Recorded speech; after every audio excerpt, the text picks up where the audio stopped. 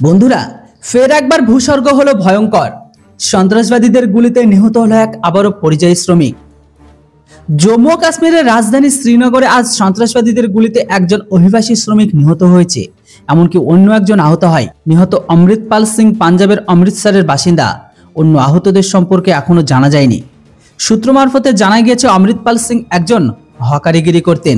Police জানিয়েছে যে ঘটনাটি শ্রীনগরের শহীদগঞ্জে ঘটেছে, এমনকি সেই পুরো এলাকাটিকে পুলিশ ঘিরেও রেখেছে।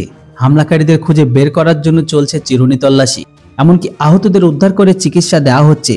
যেখানে এর আগে অক্টোবরে জম্মু কাশ্মীরে পুলওয়ামা উত্তরপ্রদেশের এক অভিবাসী শ্রমিককে সন্ত্রাসবাদীরা গুলি করে হত্যা করেছিল। মাত্র 24 ঘন্টার মধ্যে ওই অঞ্চলে একটি দ্বিতীয় সন্ত্রাসবাদী হামলা। ঈদগাহ এলাকায় ক্রিকেট খেলতে গিয়ে 3 বার গুলিবিদ্ধ হন ইন্সপেক্টর মসরুর আহমেদ ওয়ানি। অতীতে কেন্দ্রশাসিত অঞ্চলে অভিবাসী শ্রমিকের উপর একাধিক হামলার ঘটনা ঘটে চলেছে। জম্মু কাশ্মীরে এই ধরনের হামলায় বিপর্যস্ত হয়েছে এমনকি অক্টোবর 2019 থেকে। শ্রমিকরা প্রায় ওই অঞ্চলে সন্ত্রাসবাদীদের আক্রমণের শিকার হয়েছে। জম্মু কাশ্মীরের পুঞ্জে সন্ত্রাসীরা সেনার গাড়ির ওপর গুলি চালালে সৈন্যদের পাল্টা গুলি চালাতে বাধ্য করার 1 মাস পর আজ শ্রীনগরে এই হামলা হলো। ইঙ্গিত দেওয়া হয়েছে যে সন্ত্রাসবাদীরা প্রাথমিক গুলির বিনিময়ের পরে পালিয়ে যেতে পারে। কৃষ্ণঘাটি এলাকার কাছাকাছি একটি পাহাড়ি থেকে গুলি চালানো হয় তার উপর।